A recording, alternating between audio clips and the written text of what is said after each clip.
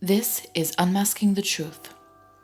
In this video, I will be talking about the hidden truth of how slavery started in the United States. And I will also talk about what is behind the Black Lives Matter manifestations.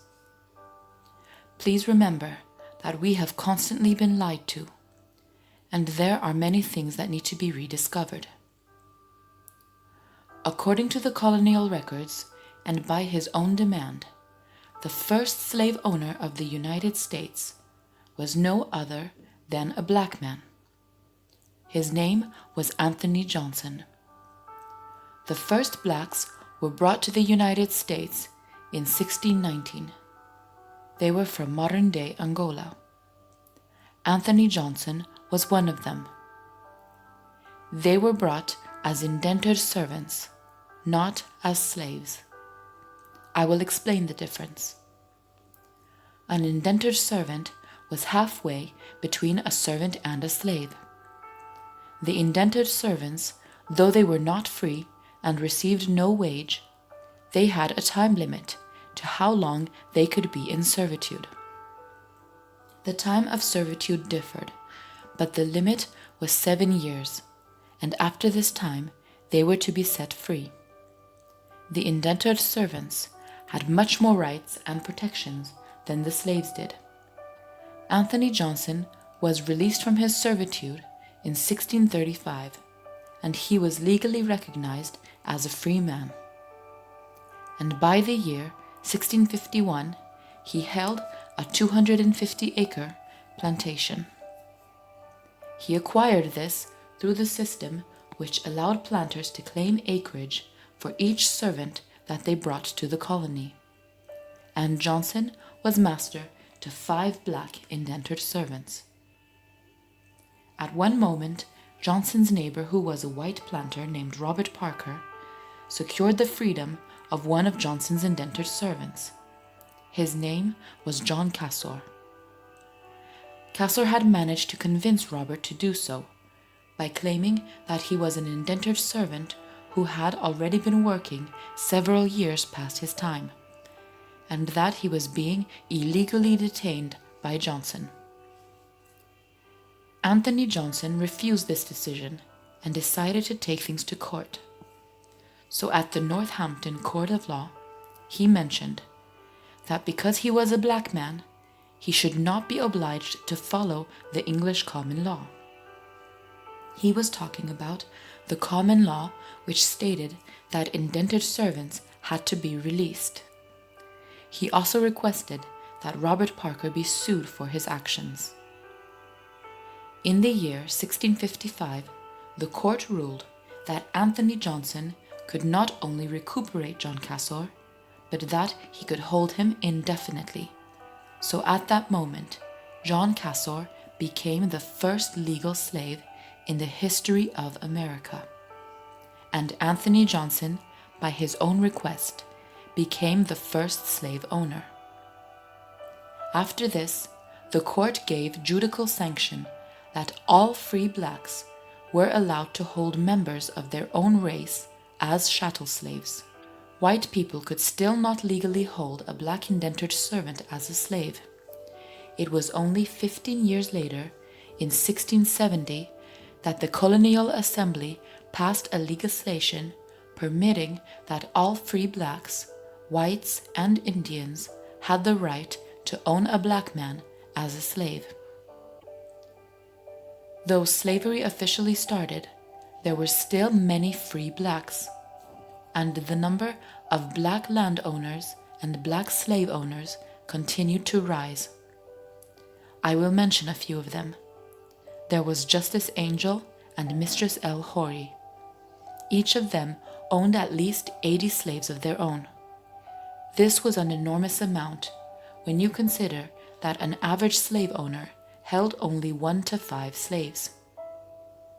There was also Antoine Dubuclet Jr. He was the Republican state treasurer of Louisiana. Dubuclet was a co-owner of the Cedar Grove plantation. The plantation had more than 70 slaves. And there was also William Ellison. He was South Carolina's biggest black slave owner, and he was said to have been one of the cruelest slave owners of the whole country. According to the historian John Hope Franklin, over 3,000 free blacks owned slaves in the New Orleans alone, and at least 6 of them owned around 65 or more. The largest recorded number that a black slave owner held was 152 slaves. They were owned by the widow C. Richards and her son P. C. Richards. They inherited a large sugarcane plantation. Slavery had become a widespread problem, and these kinds of stories of black slave owners repeat themselves throughout the southern states. Today, when we see the Black Lives Matter movement demanding reparations, who do they want reparations from?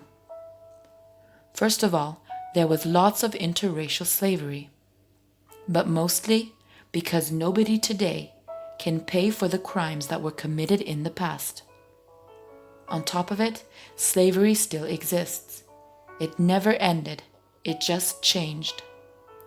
We are all slaves to the system.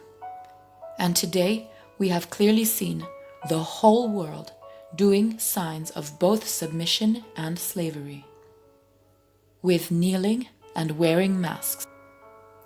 Besides the fact that wearing a mask for too long is potentially dangerous, it is also a great sign of slavery, because the slaves were also forced to wear masks at times.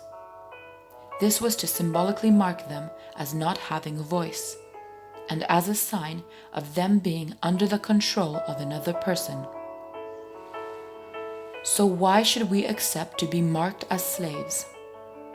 If you are scared because they are since a while preparing and telling us that there will be a second wave, if it comes as they have planned, it's not a mask that's going to stop it. Masks do not protect against infectious or viral diseases. And please, children and babies should not wear a mask. You are putting their lives in danger. Everyone should know that their greatest weapon of control is fear. Once they install fear, they can do whatever they want with us. This is all made to better control us, and we don't want their new normal or their new world order. Now, kneeling is the greatest sign of submission that exists. No one should ever kneel. When you kneel, you are simply bowing down to your masters. If you say no, we are not in submission, it is used as a symbol of resistance. Like when the football player started kneeling during the national anthem. For anyone who knows, you can see that he is covering his mouth and kneeling as a sign of him pledging his allegiance to one of the many satanic cults. The symbolism of kneeling runs through the Masonic rituals since forever. Those who pledge their allegiance to the cult need to submit themselves to their masters. He, just as any other person who gains fame and fortune, must first pass through them. They are all a part of it. They are everywhere. And you can see them constantly making signs of allegiance and silence. You would have to be completely blind not to see it. What else do you think these same signs that they are all making are for? Now about the Black Lives Matter protests. We can all see that things have gone way too far. With the theft, the criminality, the destruction, and even the death. This has turned into terrorism. I don't know where you think actions like this are going to bring you. Nothing good can come out of this. You are only destroying your country and hurting yourselves, and hurting also the people you say you are fighting to protect. This violence and destruction will only bring loss and suffering in return. The ones that are pulling the strings and that control us all are the same ones who started this movement. They are hoping it would make us lose sight of the rest that is going on. I'm talking about the total world domination, the total control of our every movements. To make everyone forget about this total control agenda, they decided to start this race war. This is what they have always done. It is one of their many mind control techniques. They cause a problem, then they come as a savior and promise to solve the problem that they have caused. Just look at who is profiting of this. I don't believe in coincidences, and you shouldn't either. They were afraid of the people's awakening because they knew it was going to turn on them. If you would just realize that we all have the same enemy, and nothing is going to change unless we expose them and put an end to them. Instead of fighting against each other as they want, we should all be standing together, finding a way to stop them. Because they are our one and only enemy. We are being ruled by criminals that put themselves in power, and they make laws without our consent. We spend our time slaving our way through life, creating profit only for them. They are our masters and we are their slaves, and it should not be this way. Now I will end this with one last thing.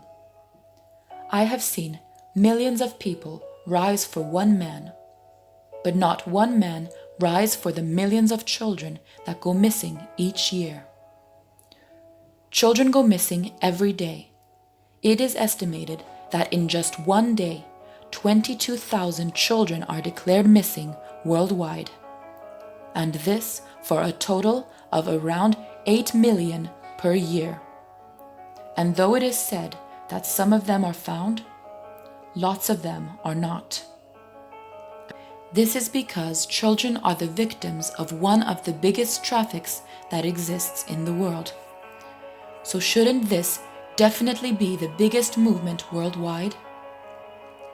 Shouldn't everyone be standing for the millions of children instead of millions kneeling for one man? Please remember to question everything. I hope this video brought something informative to you. Stay tuned, and I will see you around for another Unmasking the Truth.